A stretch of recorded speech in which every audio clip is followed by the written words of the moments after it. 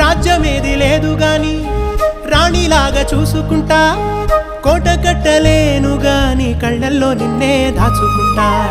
రాత ఎట్లా రాసి ఉన్నా ఆ మార్చి నీతో రాసుకుంటా. స్వర్గమంటూ ఉన్నదంటే అది నీతోనే ప్రతిరోజు పంచుకుంటా. నిన్ను గన్న మీ నాన్న కన్నా అల్లారు ముద్దుగా సాదుకుంటా. నీకు కోపం వస్తే కొంత దూరం ఉంటా, నువ్వు గీత గీస్తే నేను దాటనంటా. కంట నీరు కంటి రెప్ప దాటకుండా కాటుకై కావలుంటా.